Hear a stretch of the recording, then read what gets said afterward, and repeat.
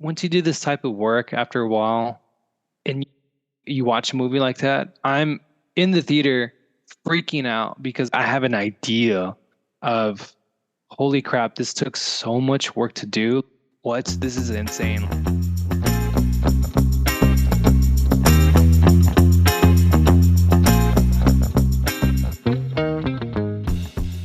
Today we've got a great episode with Jacob Alvarado. He's a DP and a gaffer based here in LA, and we discuss his work in Fresno before moving down to LA, why he likes being a DP, some of his favorite industry legends, and his recent work on some music videos. Stick around after as we discuss some of the shows and movies we've been watching.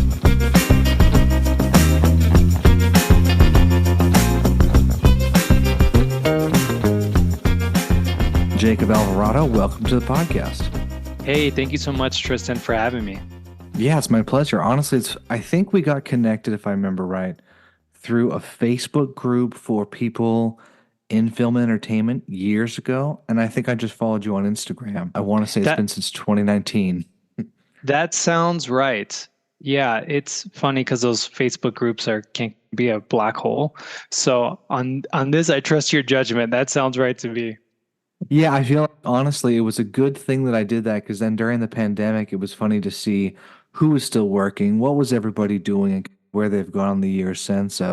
Some have become singers, some have stayed in film or television, some are not doing that at all. It's funny to see that move over the years. But you are definitely one of the ones who has, at least to me, seemingly gotten busier and doing more things. Is that right? Yeah, I would agree so. I thank you for the kind words. It's wild to hear that, just other people's perspectives of not being in the industry anymore. I've had some real life instances of that, of actually roommates.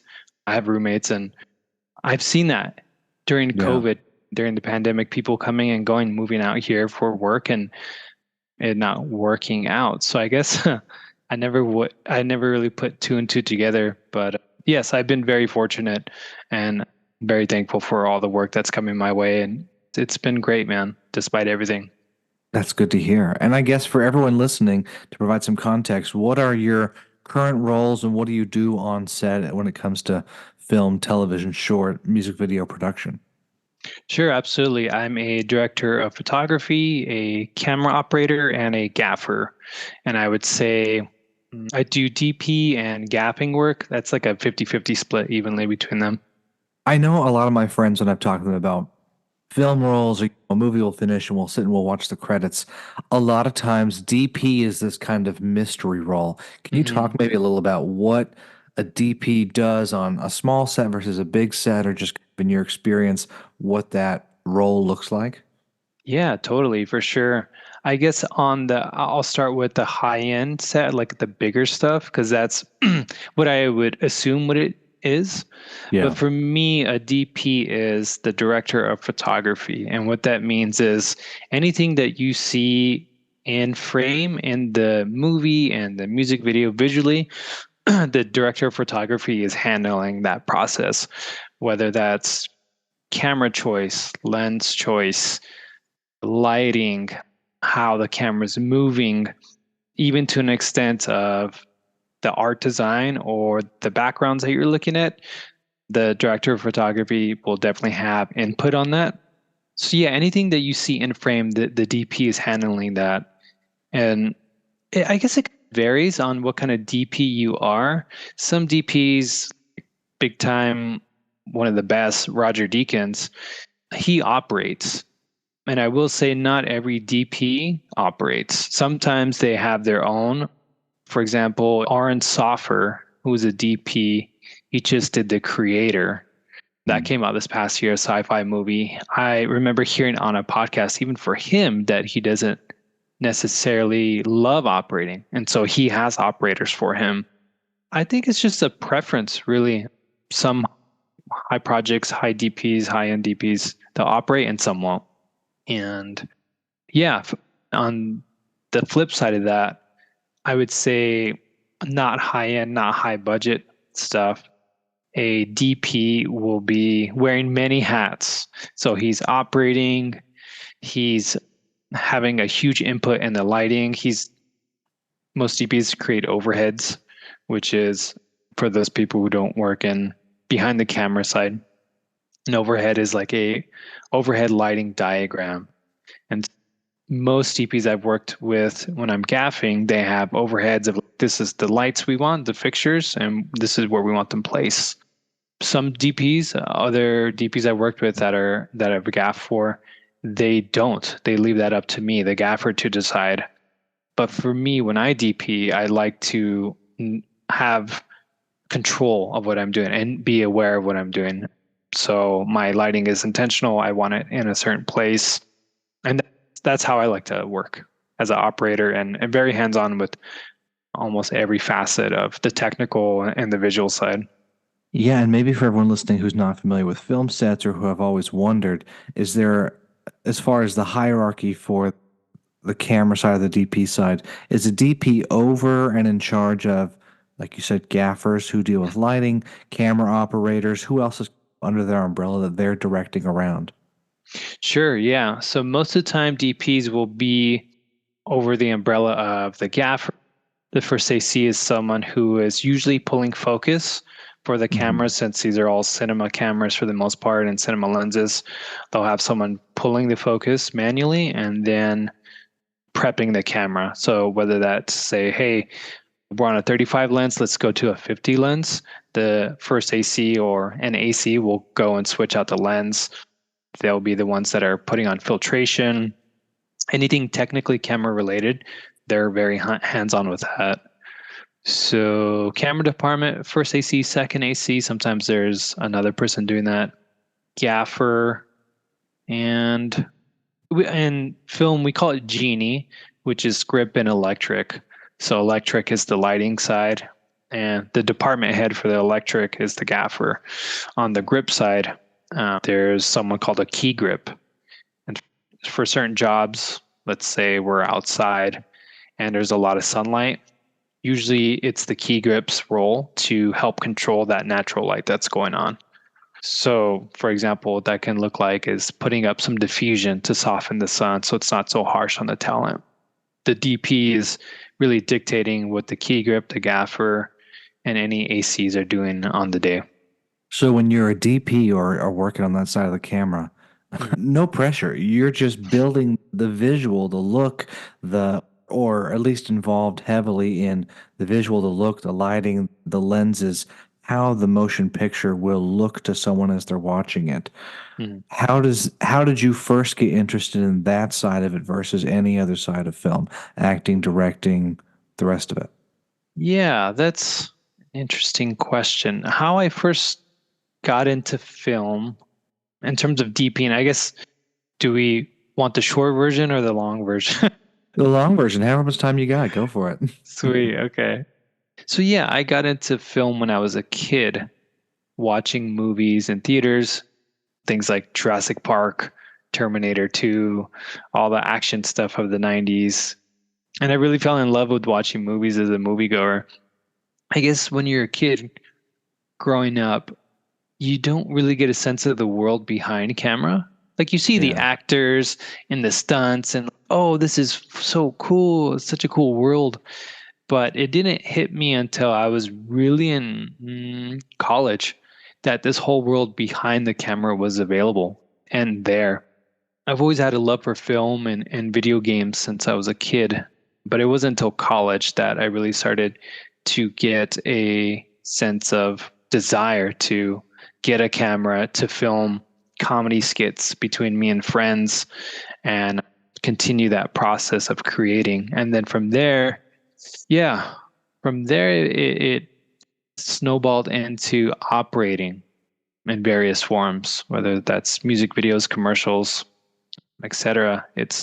I think it's camera operating is the most accessible when you're starting out. Anyone can go out and buy a camera and start shooting. Yeah. And for me, it feels the most intuitive. In comparison, there's a lot of ways to light a scene. There's a lot of ways to make that emotion come to life with wardrobe or art design and light placement. But with camera, yeah, it just feels the most intuitive to me. Like you put the camera here and this is what we want to capture. This is the essence of a scene or a shot. Yeah, I would say the past couple of years doing this line of film work, camera operating has become more and more of an interest and more of a desire just to operate, which has been nice. I was going to say, you having worked on the projects you've worked on and different sets and crews, do you feel like you talked about it's intuitive for you? Do you feel like someone has to have the knack for camera or lighting or something like that? Or is this something that can be learned by anybody with enough experience? Oh, yeah, this is totally something doable that really anyone can learn. I'm not the type to gatekeep because I know that for a fact because I came from that. Like my family doesn't come from film. I live in Los Angeles now, but before that, I didn't. And so I moved out here with the intention to pursue film and working in filmmaking. And through deliberate efforts of realizing this is what I wanted to do, I made those opportunities happen. So that looks like reaching out to alumni from my college school, my hometown school in LA, and saying, hey, I would love to help out sometime on your student film set. I see you're going to La Loya Marymount University for producing. I would love to take you out for coffee. Can we grab coffee sometime? It's on me. And just getting those opportunities to get on those first couple of film sets for student films for a college. That's really how I, as they say, cut my teeth. That's how I learned what it is to be on a film set and make those mistakes and learn and get better over time. So yeah, 100% anyone really could learn this if you have the desire. Yeah, and I can expound upon that, but for sure, yeah, that's the short version, I guess. No, that makes sense. Let's rewind a little bit. Yeah. Where did you grow up? And then I know you talked about having an interest in film and shooting things. Did you study anything film related when you went to college? Yeah, so I grew up in Fresno, California, which is Central California. Despite a lot of Angelinos, maybe people in Southern California, they'll say, "Oh, that's that's all NorCal, Northern California." It's not. It's not the Bay Area. I don't want to make it seem like it's glamorous. Central California is very much a agricultural base and farm town kind of vibe. So yeah, as a native of Bakersfield, I definitely know Fresno well, and same thing. You tell anyone where you're from, and they're, oh, you're Northern California. Where I moved to North Carolina for high school, and I told everyone I'm from Southern California because they weren't going to know. yeah. Oh, I had But no yeah, idea you're from. yeah, Bakersfield. Yeah, Yes, exactly. yep. Yeah. Yeah. So I'm from Central California and I went to school there, City College and Fresno State, CSU Fresno, California State University Fresno. And at the time, best thing related to film that we had at Fresno State was a program called Mass Communication and Journalism, which is really catered towards news and broadcast. Because back home, it's not known for a filmmaking industry, a filmmaking town, and so what everyone has, and mostly every small town, is a local news station. And that college program was geared towards putting people into the news broadcast industry. So there was a few classes that we could take for filmmaking and learning how to use a camera, but essentially the backdrop was to apply these skill sets in a studio news environment. Yeah, I have a degree, a bachelor's of arts in broadcast and television, but when people ask me if I have a degree in film, not formally, it's really been everything hands-on learning on my own. Yeah, related, but not that related, it sounds like. You already had been working with a camera, so it wasn't like you were learning something completely brand new, but I guess still good. It was related in some way. Yeah, exactly. It's another world. It's related. It's like a cousin to filmmaking. Yeah. But yeah, no, I'm very grateful. It gave me opportunities, and back home, I was able to get a job at a local news station. And after being there for a couple of years, I realized this was probably the height, the pinnacle of what I could do in my hometown in terms of work and film. So I made the move back in 18 2018 to move out to Los Angeles, and I've been out here 6 years since doing film. That's great. And when you first moved down here, I know you just said you were networking, talking to alumni, taking people to coffee, finding all these things. How long did it take you to go from really hustling for every single job to having a network and still hustling, but not to the same level, not as intensive to find the next gig? Yeah, that's a really good question. When I first moved to Los Angeles, I had a 9 to 5 job. After about a year, I moved out here with nothing lined up, which in retrospect, I wouldn't advise to people. For But sure. at the time, to be transparent, I was just doing Uber and Lyft to get by financially. Yeah. And I was like, this is not cutting it. I got a job working a 9 to 5, working for Sony and their service center. And yeah, with that job, that was during COVID. COVID was really kicking off 2020. And when COVID happened, it really rocked the whole industry. I remember being on set directly that day whenever they announced it back in March or February of 2020 that LA was going on a shutdown. And I remember being on set and being like, whoa, this is crazy. Like, this has never happened before. And we jokingly all said, oh, there goes all the work. And a few months later, we're like, crap, this is actually the real deal. This is reality. Yeah. So yeah, long story short, I was at Sony for a bit and then I got let go due to COVID. And there's some cutbacks. And so they let me go in 2020. And since then, I've been doing freelance full time, which is about 3 or 4 years now. So yeah, I've been freelance about 4 years. And I tell people coming to LA that it takes about 3 years to find your niche, your pocket, your network, to really find your stride and whatever it is you want to do out here. Yeah, as far as when you started doing more freelancing work and then doing it full time, did you pick genres or were you just willing to work in everything or how did that go? Yeah, I really tried to take any opportunity that I could. That could be being a PA, which is a production assistant running to get food and water and whatever it is for a shoot. I really was focused on reaching out and just getting on set as much as possible, just so I can get as much hands-on time on sets, learning the process, the overall process, but also the technical skills that I need to be able to do good work out here. Yeah, so what are you shooting the most these days? Where are you spending the most of your time? I would say commercial sets and music videos is probably the majority of the work that I do. Yeah, let's see. The most recent thing was a product for it's like an alcoholic seltzer, like a White Claw drink. Basically, we're shooting a commercial for that. That was this past week. And so, yeah, I find my time doing mostly commercial and music video projects. What's your dream? Do you feel like you prefer film versus TV or limited series or something that way? Yeah, film and TV are very interesting because the majority of the work that I have done is commercial and music video. And I think the dream, if we were to say it that way, the dream, a lot of people think of film as their dream.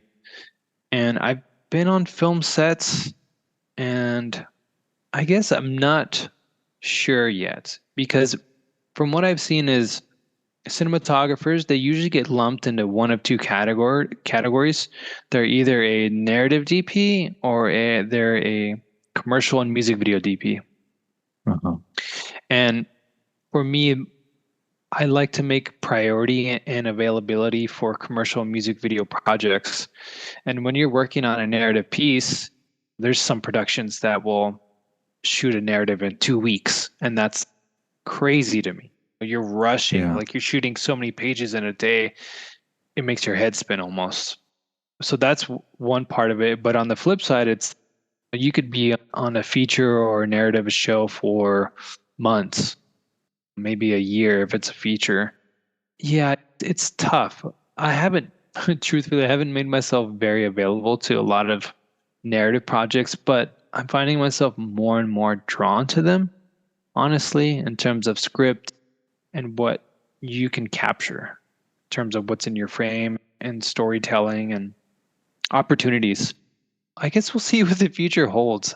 I'm not completely writing narrative off, but I'm a lot more open to it this year, I think, than previously. Yeah, what have you liked about music videos versus commercials as far as the speed or who you're working with or what kind of flexibility you have as a DP? Yeah, that's a great question. With music videos and commercials, I would say music videos more. Commercials, you get a look from the agency. They want this product shot. They want it very high key, as we call it in film, which is very bright and tastefully done, not very dramatic, not moody.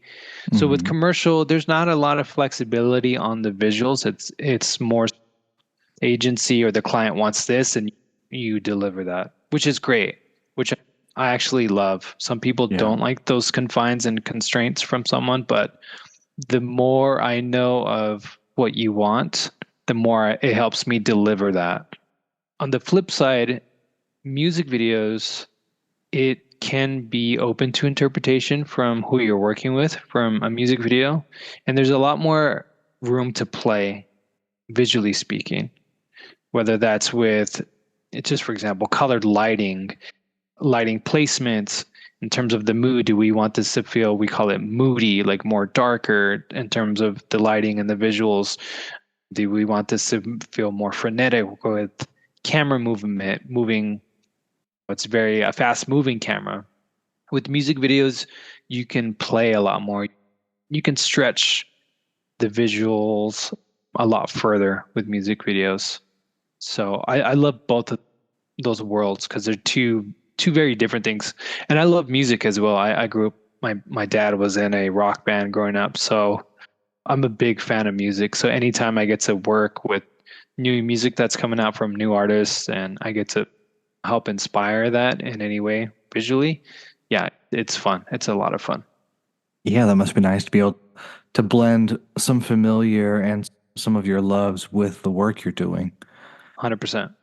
If it's not too granular, I would love to hear, and maybe you can share with those listening, what the life cycle of a music video project looks like from, hey, you just got the call to let's build a crew or start looking through a script or a shot list, you planning it out, showing up on set the first day until you guys wrap. Sure. Yeah, so for that, I'll definitely pick out the crew side of things. After being out here for a few years now, I have built my network and I love to bring on the people that I can. And if they're available and the rates are there to bring them on, I definitely have my circle of people I try to reach out to.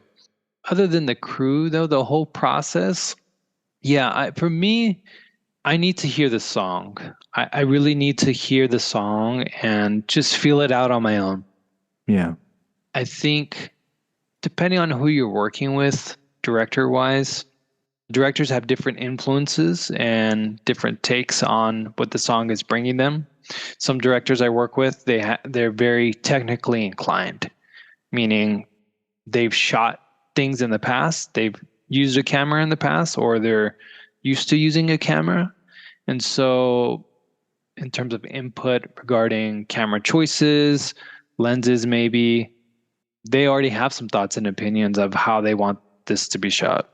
Other directors, they may be looking at you as the DP running the whole show. What do you think about the shots? What comes to your mind? Leaning more on you visually to bring that whole vision to life for the music video. But for me, yeah, I really need to hear the song and see how it speaks to me. What kind of mood I'm feeling when I listen to it. What kind of mood does it put me in when I'm listening to it? I need to have my own time with the song. And then once I hear that, I'm able to talk to the director and say, hey, this is what I'm thinking. What are you thinking? And then just snowball from there about vision and location, et cetera, et cetera. For me, I work in filmmaking, which is working with visuals, and I've learned I'm very much a visual learner. So we can talk ad nauseum about what if we do this or what if we do that?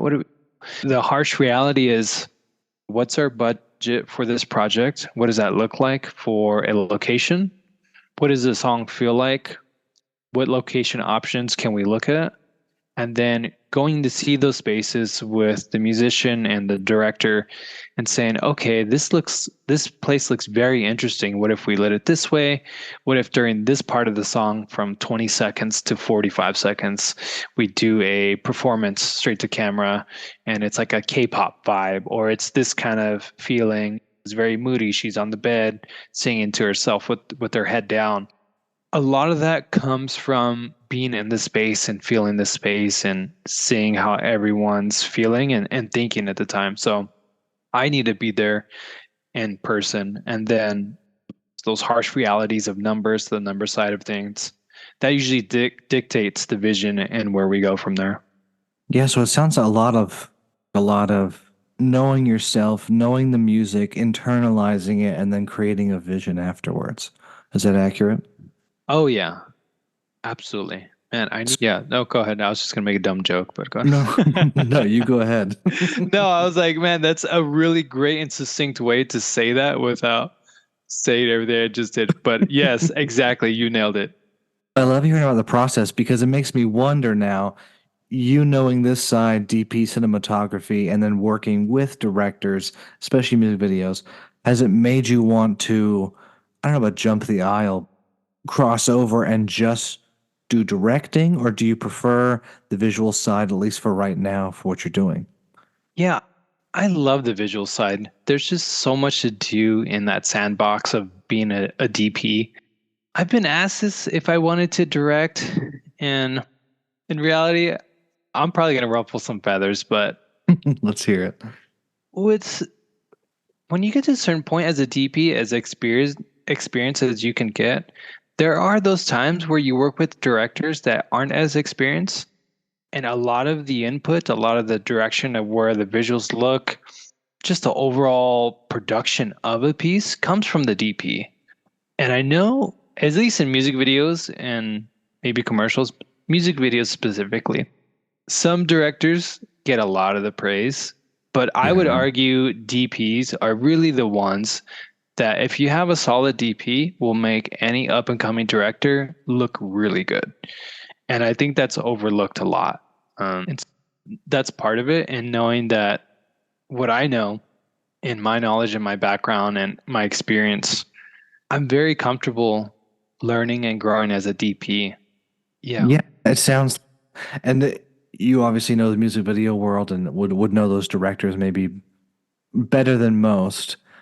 But it sounds a little bit like when you look at film DPs versus the directors. And I only noticed, I think, only a few years ago, taking notes on who was who and who was in the cast of every movie I liked, that you already pointed out earlier. But a Roger Deakins movie is a Roger Deakins movie more than the director. Yeah. And you can pick Yes. it out and you can tell, you're like, oh, wait a sec, he's the one with the vision, and that's what we're seeing throughout this.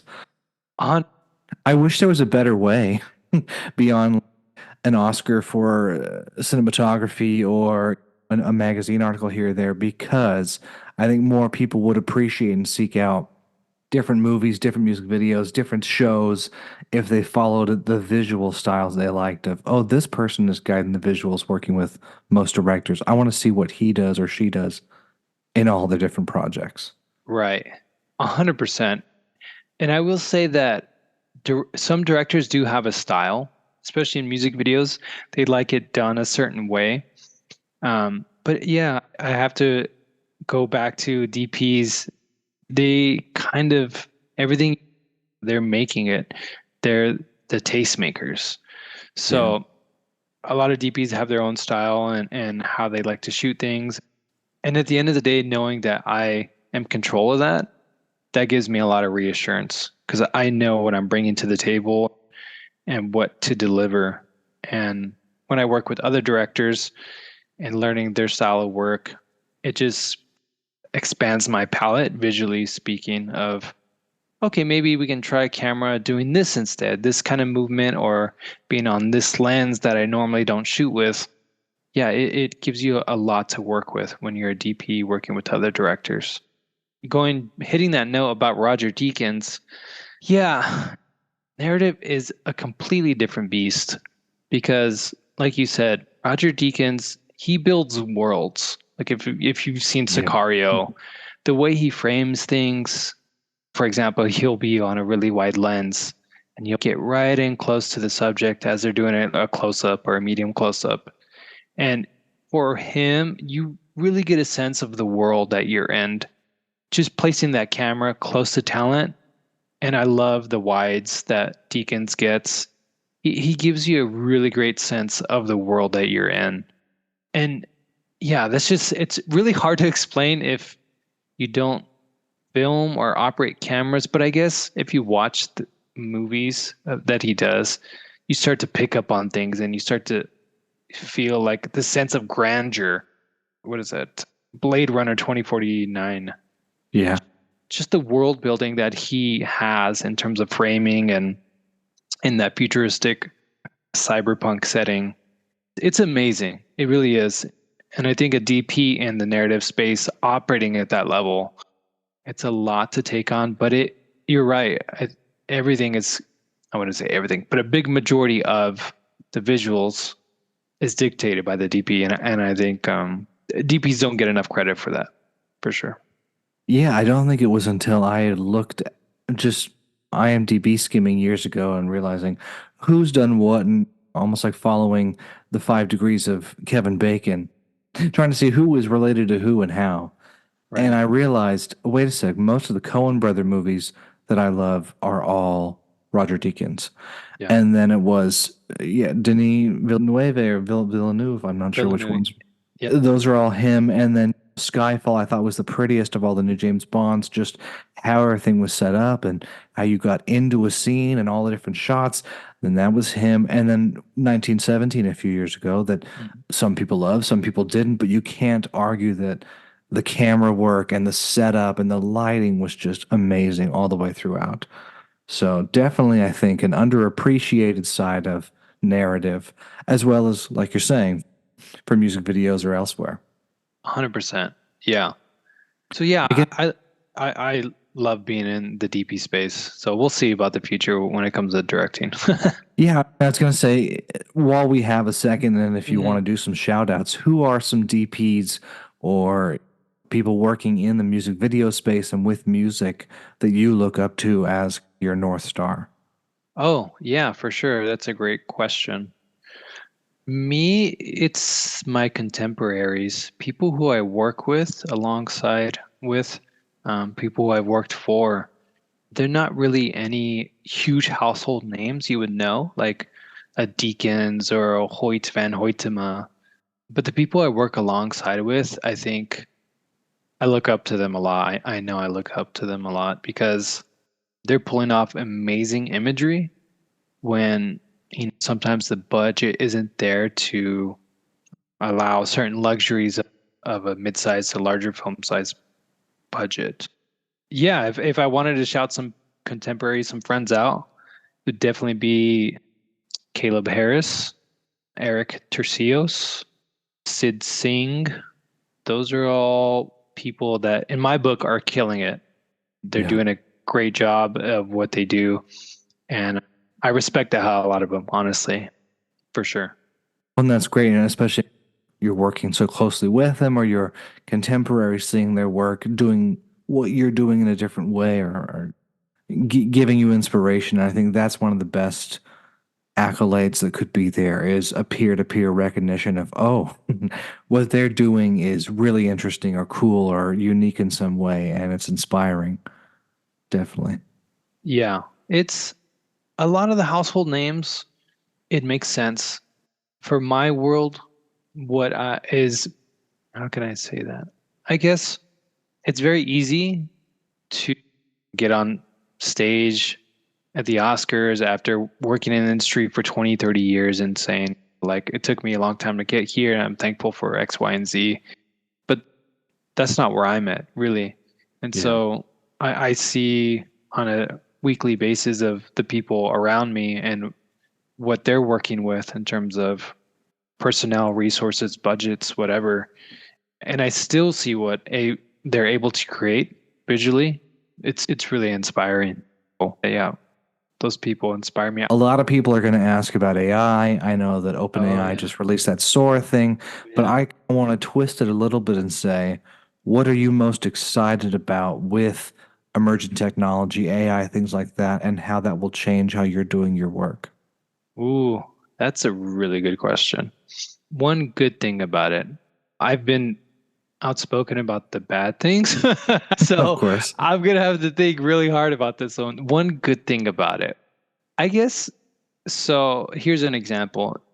We did a alcoholic drink brand shoot last week, which, to be transparent, I was the gaffer on. I didn't DP. A friend was the DP, but I had access to the boards, the pitch deck of what the client was looking for visually Okay. from the agency. And the reference images were all AI, all of them. And what they wanted looked very real in terms of the people, the lighting sources, how light works when it's captured through a camera, like the bokeh, for example. All of it looked really good. And so, being optimistic, I would say, in terms of video production and AI, if you start seeing that more from a high-end level AI video, I would hope that it would be used in a pitch deck or a proof of concept way to guide a physical production of what the client and agency are looking for. Yeah. And not to completely replace it. Yeah. Yeah, that would be, I wouldn't mind that for sure. I hope, like I know you do, I hope that there's a way to integrate some of the good changes without inspiring power hungry CEOs or other people to just slash budgets, cut everything down, and the next thing it's 200 people doing everything in film with some AI help. Definitely one of those worries there.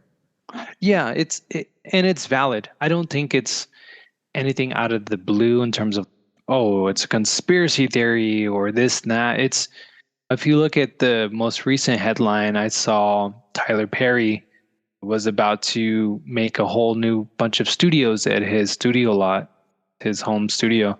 Yeah. And because of AI, he's not going to do that anymore.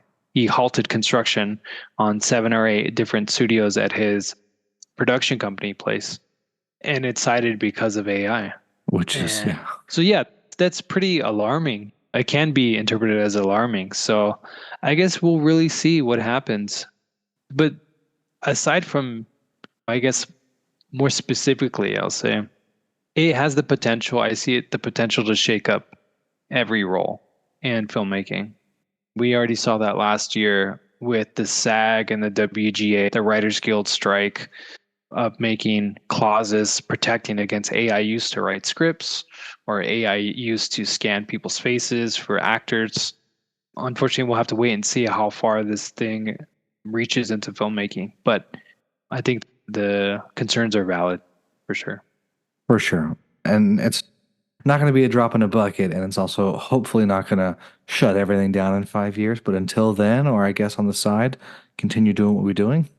Yeah, I think it's going to be very hard to replicate. The visual technology is there, but in terms of the direction, the emotional tone, the especially in filmmaking, creating films, creating a constant through line of emotion and pacing, whether that's brought together with editing or the acting. I think we're a long ways away. At least that's my hope. So I'm not too worried about that. I don't think that can be replaced. But yeah, like you said, I guess we'll have to wait and see. We'll see what happens.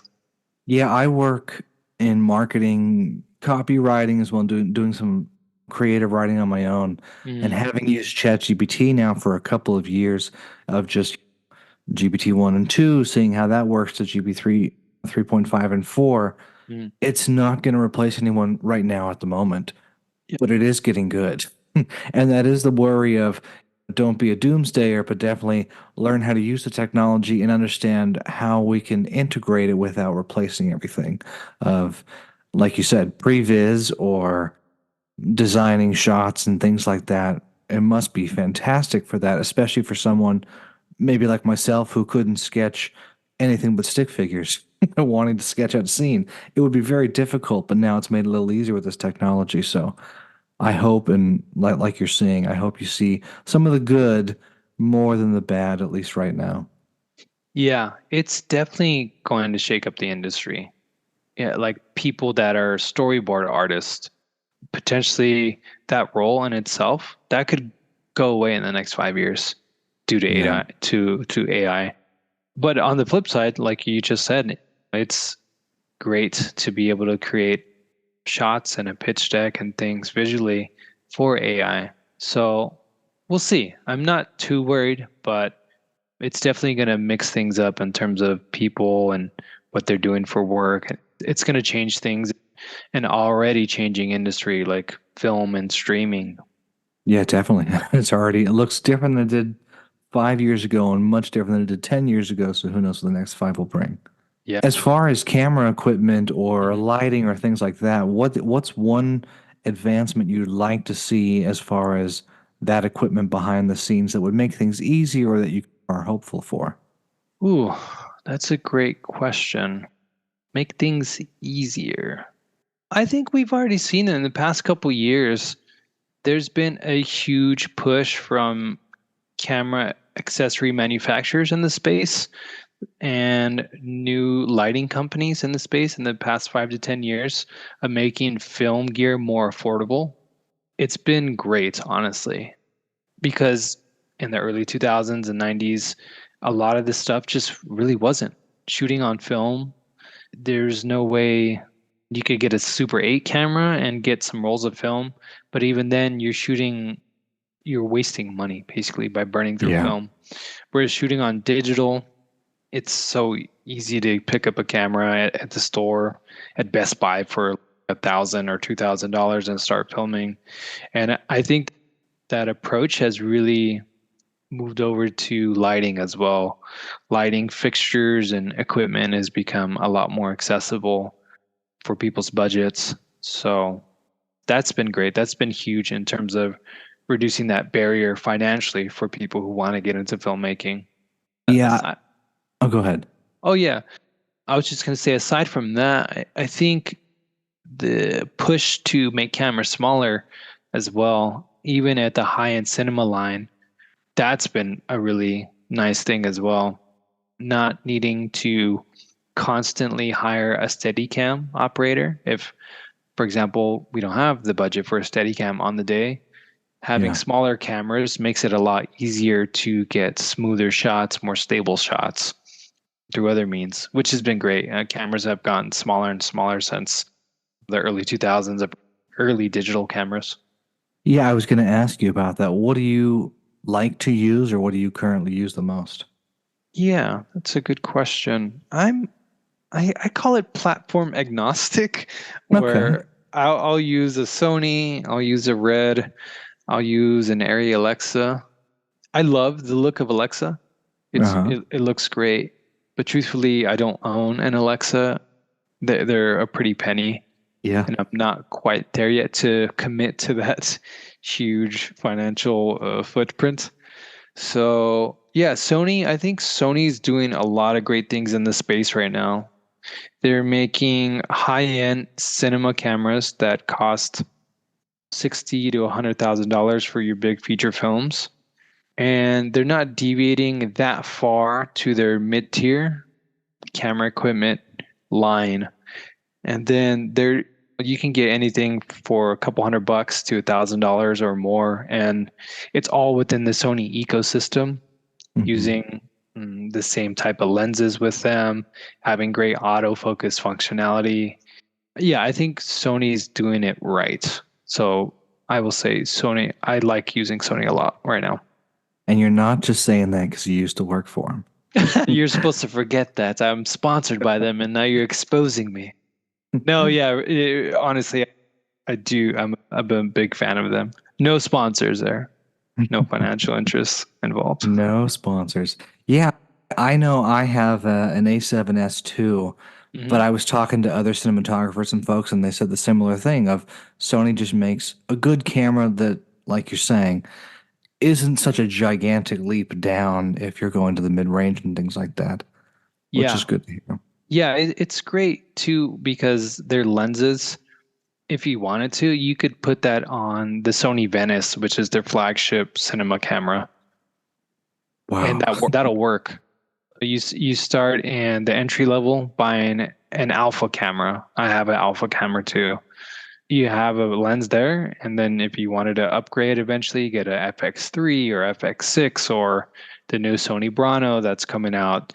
All those lenses still work as you scale up in terms of the camera bodies. So it makes it really easy to upgrade as you maybe earn more money in filmmaking or you start to learn what you like more in terms of the camera body, the visuals it's giving you, the features, all that kind of good stuff. Yeah, the democratization of film. Everyone says it's been here for a while, and I know a lot of people say you all have iPhones, you can go out and shoot, which is true to a point. But I'm glad to see that on the next level up of doing something a little more than a phone can handle or getting a different visual or look, that there are more of those options that are not locking people out of price tiers or, like you said, changing lenses in between the lower end and then the top end. It's nice to see something that has a little more parity there. Yeah, yes, definitely. And two, in terms of the quality, just the images that you get out of a Sony camera, like because I had the Alpha, the A7S2, just Hmm. the leap from the A7S2 to the A7S3 visually, it's big. The similar things could be said about the A7 IV. I think 5 years ago, what you get for your money versus what you get for now, it's just insane of the quality upgrade that you're getting nowadays for the price points that you're paying. It's huge. Yeah, that's awesome. I guess before we head off, Lynn, we've talked about everything from, yeah, your background and what you're doing now. What do you do when you're not working? Do you still consume a lot of this media? Are you checked out, unplugged, out on a trail hiking? What's your way you decompress? Kind of all those things. I think I've learned, and I've been told by my girlfriend, if you need to have a cutoff time for your mental health. When we're working freelance full time, it's not like we're checking in a 9 to 5. We're not off really, even when we're home at night, because we can get contacted for a job or prepping for another job.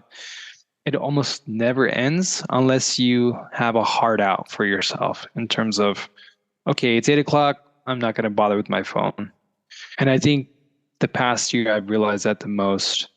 So yeah, I'm practicing to turn off a lot more, at least disconnect from my phone after a certain time. And then in my free time, I'm watching music videos or I'm really just turning my brain off and watching reality TV. Just taking a break from everything. I don't have to really think about things. Or I'm reading or playing video games. Yeah, I'm doing other things than film. And That's I good try to to keep hear it that too. way. Yeah, I think sometimes when I've talked to folks just starting out or interviewed other people, there's a perceived expectation that if you're doing this, you're doing it 24/7. But like you Hmm. said, you got to check out. You don't want to burn out. You want to know the craft, practice the craft, but not be consumed and make sure you don't burn out too early or, yeah, move away and, That's yeah. Yeah, that's very important. That's very important. And like you said, burnout is real. It's a very real thing. Yeah. I don't ever want to get to that point with something that I love. And it just so happens that it's my 9 to 5. It's how I make my income. At the end of the day, we're creating images and visuals, but the reality is we're not saving lives. It's not rocket science. I'm just making some storytelling or some cool things to look at. And I try to remember that. I don't want to burn myself out and start hating something that I love. And Yeah. so having downtime, I've realized it's very important to sustain this, because if you really don't have a cutoff, it can consume you, and you can be nonstop 24/7, talking to people about it, reaching out, getting hit up for jobs. And so, yeah, it's a very easy way to burn out. So I think you need that ability to cut it off at a certain time of day, or take a vacation, take a break if you can. It helps. Definitely. What are you watching right now that's helping you unwind? What am I watching? I love sci-fi. I love action. The show The Boys. It's crude. I'm not exactly great. sure what your audience is into. It's not for everyone. I tell everyone the same thing. Yeah. Yeah, but there's action. It's a great story. I love Homelander, the main character. The actor is super good. So that show's great. If my girlfriend wants to watch TV, we're watching Love is Blind right now because I could turn my brain off. So that's Same fun. here. Yeah. Yeah, you can relate. Shows, yeah. I like watching sci-fi action. I'm trying to think of any shows that I've watched recently. It's probably been The Boys and some other things. I haven't really watched a whole lot of movies or shows, I should say. Last night I did rewatch though Everything Everywhere All at Once. I don't know if you've Oh seen yeah, that. that's a great one. Oh my goodness. I saw it in theaters, and that was my favorite movie of the year. I think that was 2022 or 23. I love that movie, and watching it again in a personal setting at home, man, I almost started crying. I was like, holy crap, this movie's so good. Yeah, stuff like that. I'll try to catch up and rewatch the movies every now and then. I was gonna say Everything Everywhere All at Once. That's the Daniels, Hmm. Daniel Kwan, and what's the other one's name? Daniel Scheinert, I think it is. Yeah. And they were music video guys beforehand, so I'd hope you would look up to that one. Yes. 100%. Yeah, it's crazy to see them doing film, but it also makes sense once you watch that movie.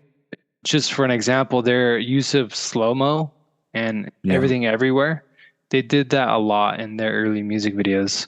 So it's funny to see like just the craziness in their brain of how they created that movie, and to see it come from the music video world and see it applied to film.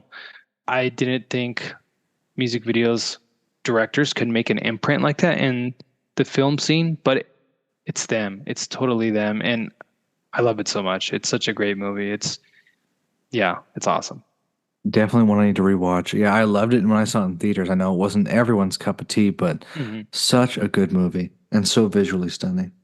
Yeah, so visually stunning. I was just taken aback about just the once you do this type of work after a while and you watch a movie like that, I'm in the theater freaking out because I have an idea of holy crap, this took so much work to do. This is insane. Okay, Joy, her daughter character, is gonna slam someone on the ground, and then they cut to her doing a pile driver in midair with a different costume.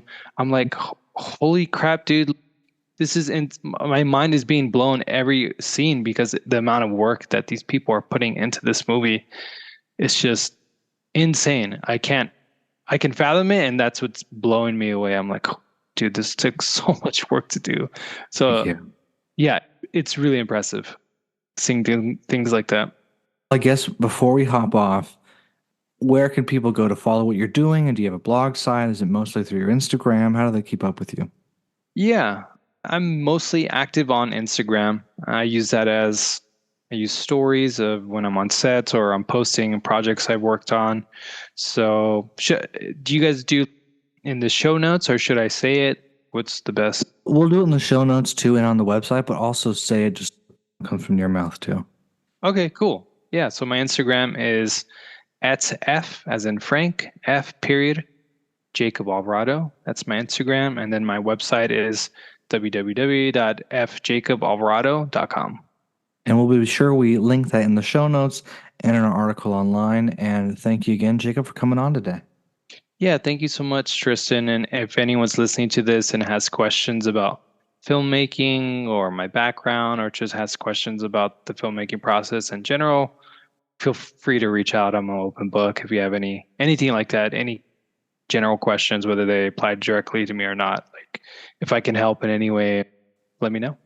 Yeah, I appreciate it, and we'll make sure we have you on again soon. Okay, thanks so much.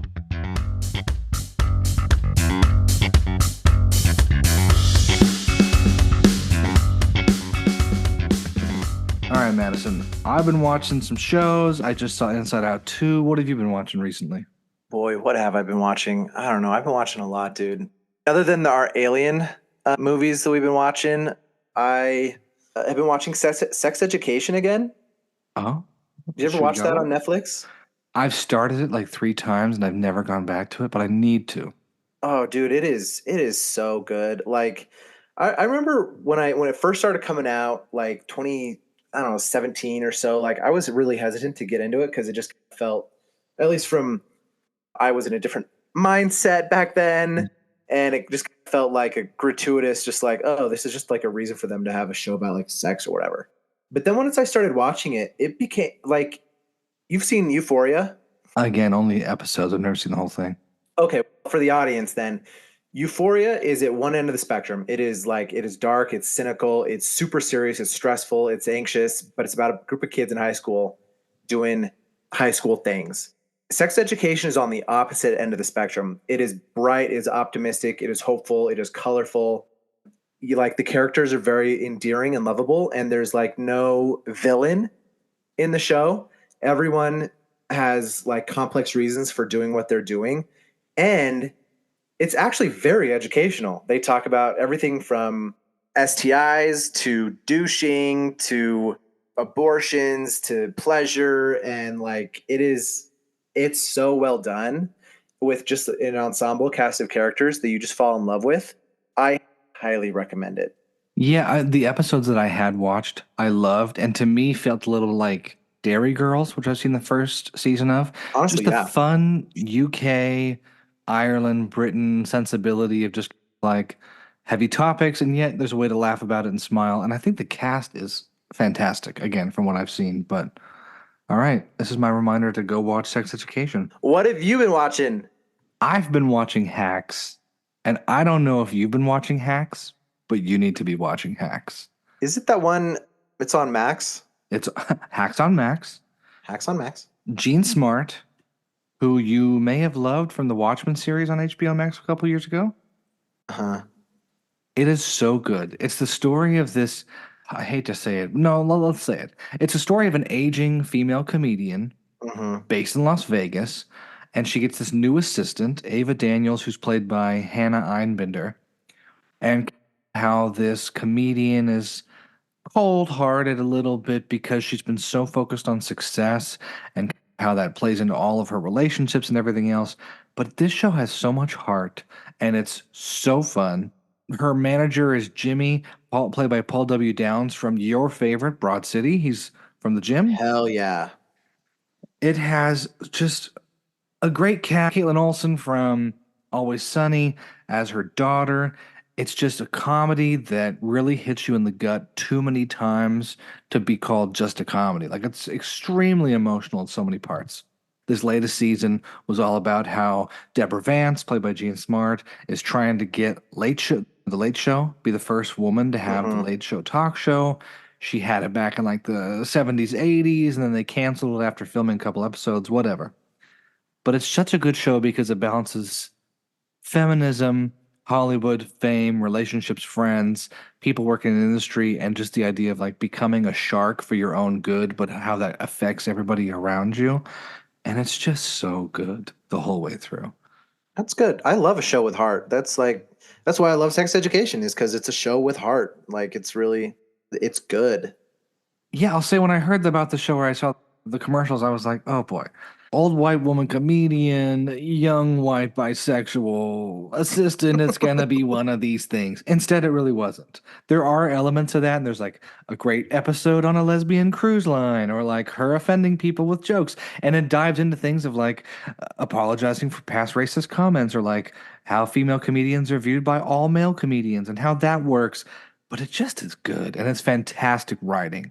And for anyone who really loves a show that's like smart and quick and funny without feeling like Veep, this is that show.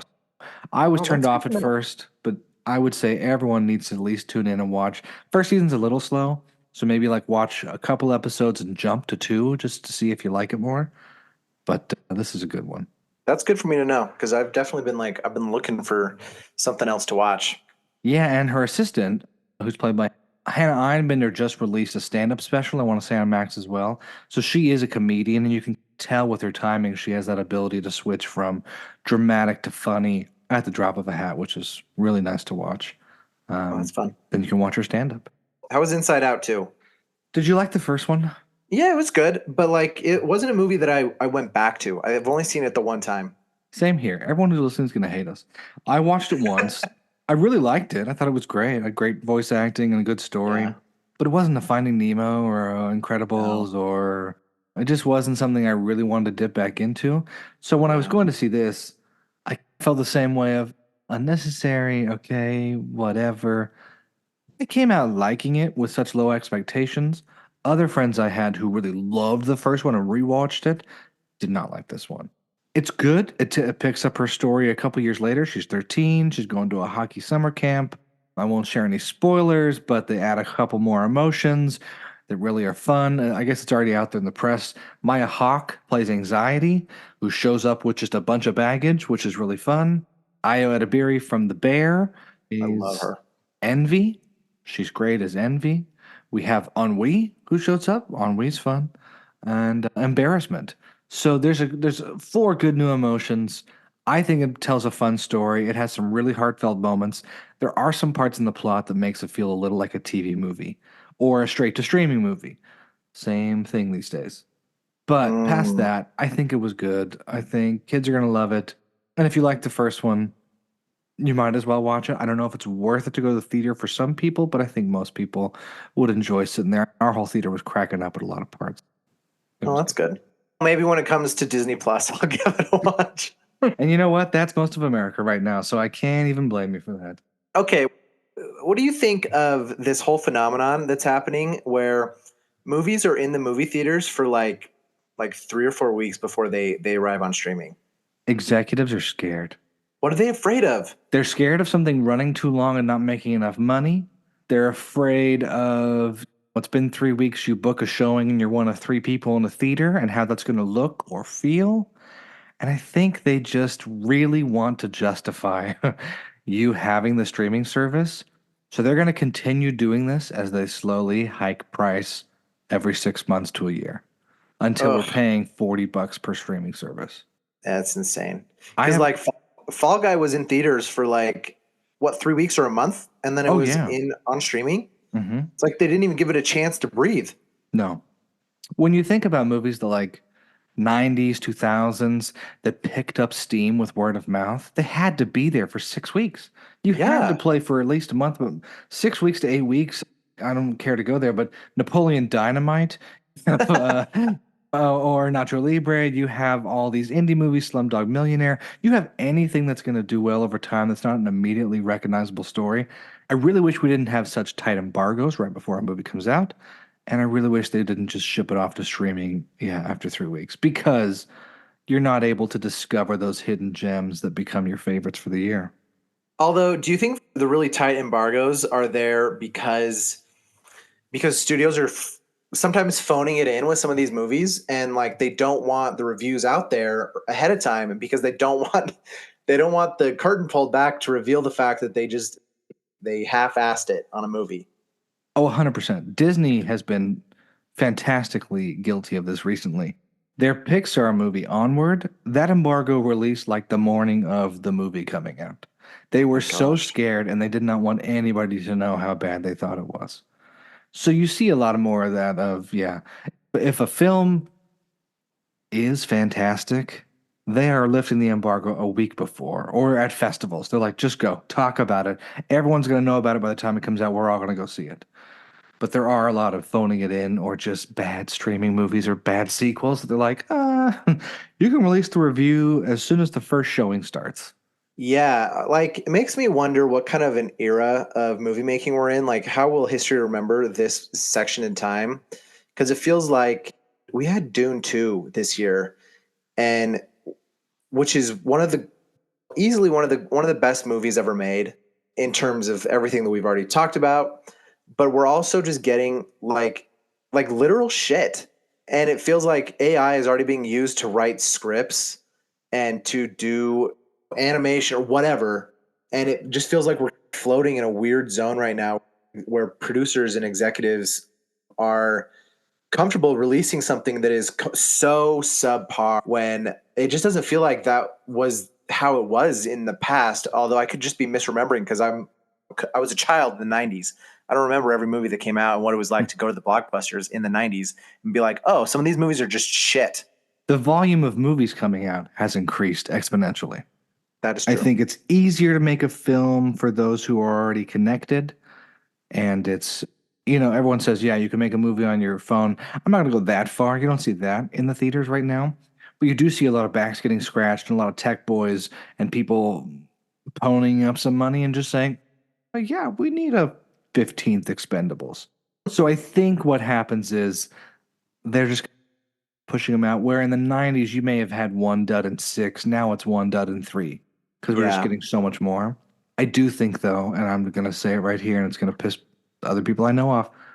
When you have finance and tech and business boys and some girls making decisions on creative, you're just never going to win. They hand off terrible notes. They greenlight the worst projects. They're sitting here and they're just believing. They're like Elon Musk. They believe they are like God when in all reality they have just really terrible palettes. Whereas you see something like, even like a New Line Cinema, like Harvey Weinstein be damned, Lord of the Rings happened. Yeah. Or you have other people saying something like Slumdog Millionaire and saying, okay, this movie needs to be seen by a general audience, put in the awards running, put money here, let's get it done. And I don't think we're seeing as much of that right now. So yeah, just the fact that not much is getting bought that's not a sequel is depressing, and we're going to see Yeah. more 3-week runs. Ugh, that's depressing. And on that Ugh. On that note, note, let's get out of this world. Catch us on another episode from our Aliens in America series coming soon. And we will have just published another or the final episode from Kevin Basset. So until then, watch good TV and movies.